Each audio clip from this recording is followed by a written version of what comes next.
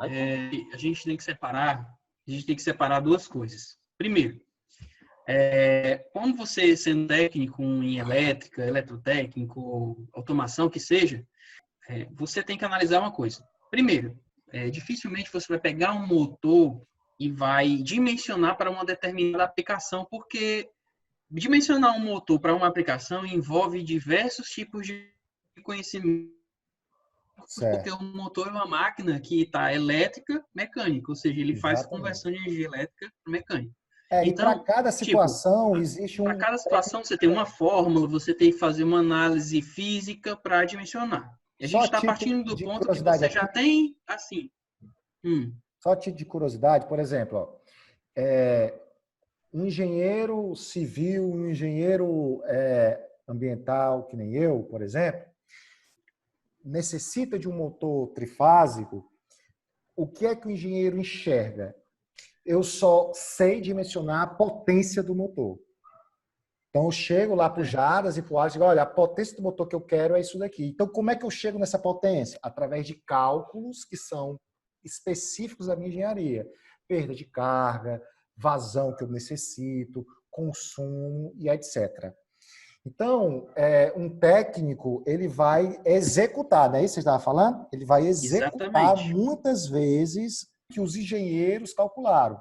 Já o engenheiro mecânico, quando ele vai dimensionar o motor, ele faz outros cálculos. Depende muito do mecanismo, depende se é para uma... Existem outras coisas. Mas essa informação de potência chega lá, olha, eu preciso de potência mecânica. O que é que eu vou fornecer? O que é que eu vou calcular enquanto engenheiro ambiental, civil ou mecânico, o que é que seja? Todos esses engenheiros, eles calculam a potência mecânica necessária para executar algum trabalho. Bombeamento, içar uma carga, coisa parecida. Tá certo? Mas, embora o técnico ele não vá dimensionar, ele vai instalar aquilo que já está dimensionado. Ele precisa saber se aquele motor é compatível, não em termos de potência, mas, por exemplo, em termos de tensão, àquela ligação que ele vai fazer. Por isso que é fundamental os 3 pontos anteriores. Exatamente. Você tem que... Porque é o seguinte, o que é importante aqui? Você vai chegar, o cara vai te dizer, olha, eu tenho um motor ali de 25 CV para ligar. Então, esse motor aqui de 25 CV. Agora eu quero que você me diga qual é esse motor de 25 CV que eu vou ligar. Então, 440, 760 aí. Deu um motor aí que dá certo aqui. Não, então, me deu um motor aqui 660, 380, 660. Tipo, você tem que saber esse parâmetro. Por quê? Porque a partir do que o fabricante, atenção de o fabricante faz, você define isso ao técnico. Né? Assim, então, pode definir. Logicamente, isso não é a regra, né? Isso não é a regra.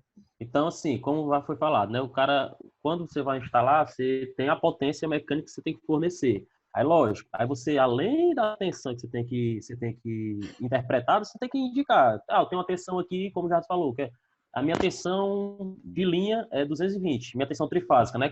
Aí eu vou e compro um motor com as tensões nominais de 380 e 660.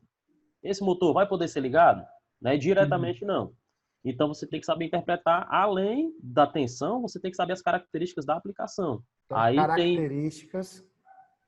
tem N fatores aí para você definir aí a seleção desse motor. Mas o início de tudo é a tensão. Sem a tensão nominal adequada, você não faz nada. Uma coisa que é importante também, que era o que o pessoal queria falar, geralmente esse pessoal, esses engenheiros, tirando o eletricista, né, o engenheiro civil, ambiental, o que seja, mas ele vai falar assim, eu quero esse motor aqui, ele vai ter que desenvolver uma potência de 1,38 watts. Então, 845 kW. Ele fez os cálculos no caderno dele e chegou nesse valor. Uma coisa interessante também que você pode dizer é a seguinte, o valor comercial do motor, não tem motor assim. Então, você vai ter que decidir. O motor, eu vou errar para mais. Beleza, vou errar para mais. Vou pegar um motor que vai ser de 1000 kW, certo? 1000 kW.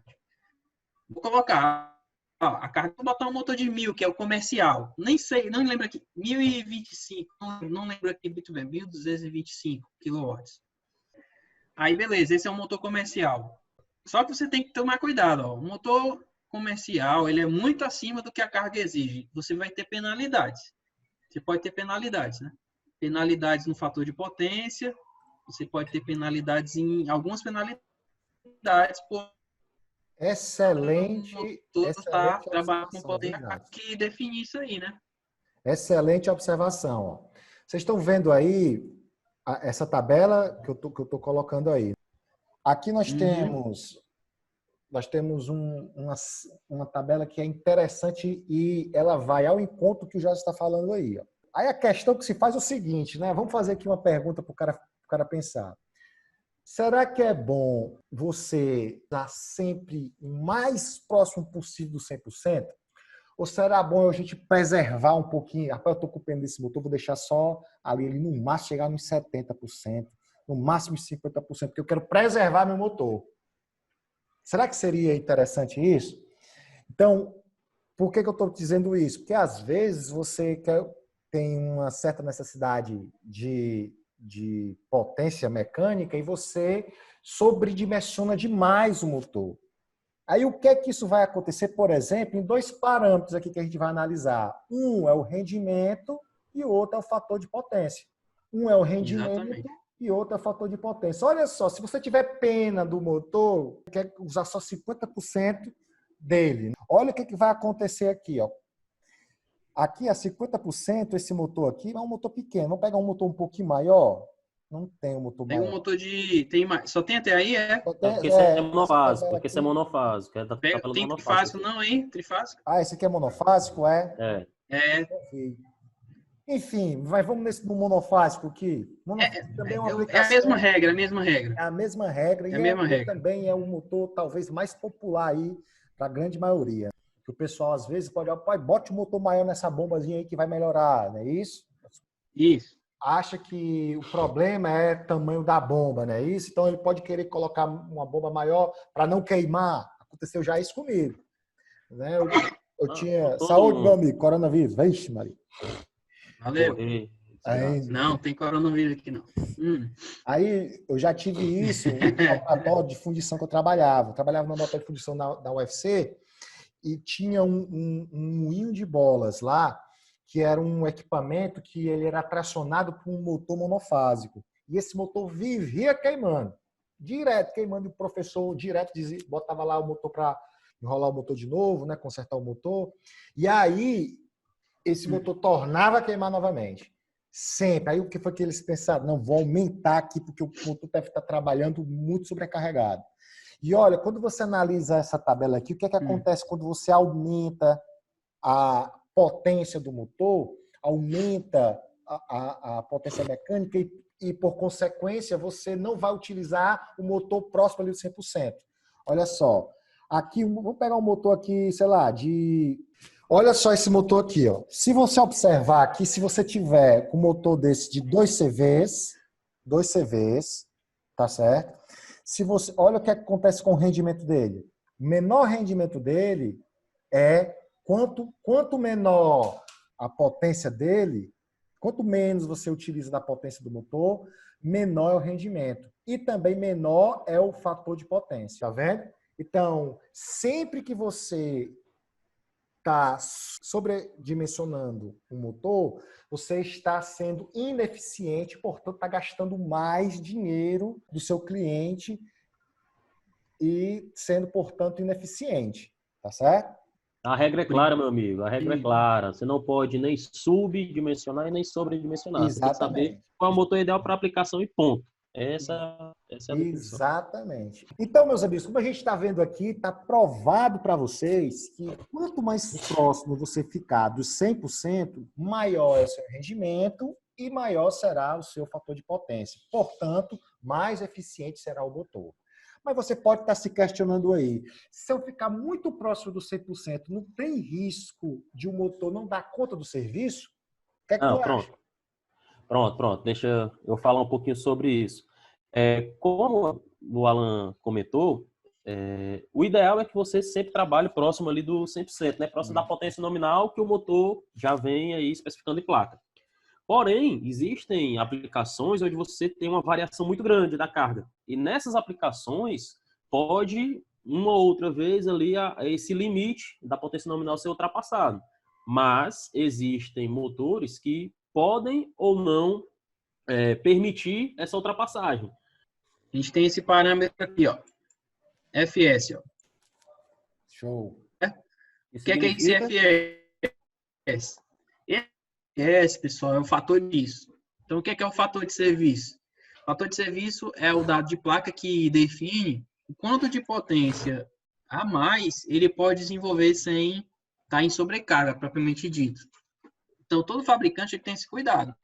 Existem motores que têm fator de serviço unitário, então significa dizer que ele não desenvolve mais do que 100% da potência nominal dele. Isso sem analisar se ela está diretamente ligada com a corrente no motor. Então, se você desenvolve uma potência mais que 100%, que é possível, se você desenvolver essa potência mais que 100%, o que vai acontecer? A corrente ela vai tender a subir e vai aumentar o aquecimento no motor. Mas, se tu aumentar, por exemplo, esse fator de serviço aqui, ó, 1.15, que está marcado aqui nesse motor, né? Significa dizer que o motor pode desenvolver até 15% da potência nominal. Se ele desenvolver 15% da potência nominal, a corrente também vai aumentar. Ela vai aumentar um valor. Esse valor não vai fazer ele aquecer para danificar o motor. Então, o fator de serviço, garante isso. O fator de serviço seria, então, a sobrecarga permissível, ali, uma reserva técnica que ela pode ser utilizado quando o motor estiver em situações assim mais desfavoráveis, não é isso? Agora vamos ver esse fator de serviço aqui nas placas, né? Então, deixa eu botar vocês aqui para cá agora, porque vocês estão indo para o lado e para o outro aqui. Então, ó, por exemplo, nesse motor aqui, ó, qual seria o fator de serviço desse motor? Ó? FS, tá? 1.25. Ou seja, teoricamente, esse motor pode ser sobrecarregado até 25% a mais da carga máxima que ele é projetada, tá certo? Uhum. Já esse outro motor aqui, vamos dar uma olhada nesse outro motor aqui. Nesse outro motor nós temos aqui 1.15. Que seria 1.15? Esse motor poderia ser sobrecarregado até 15% a mais, daria aí 115%, aí numa situação mais desfavorável dele. E esse motor monofásico, ó, pequenininho, vamos ver se esse motor, ó, esse motor monofásico, 1.25. Então, todo motor tem, cuidado, não vá, ó, já vi também alunos que me disseram que é sempre 1.15. Não é sempre 1.15. Tem que ter cuidado, como o Jardas bem falou, existem motores que não têm essa sobrecarga extra que você pode utilizar, tá certo? O fator de serviço é, portanto, 1. Exatamente.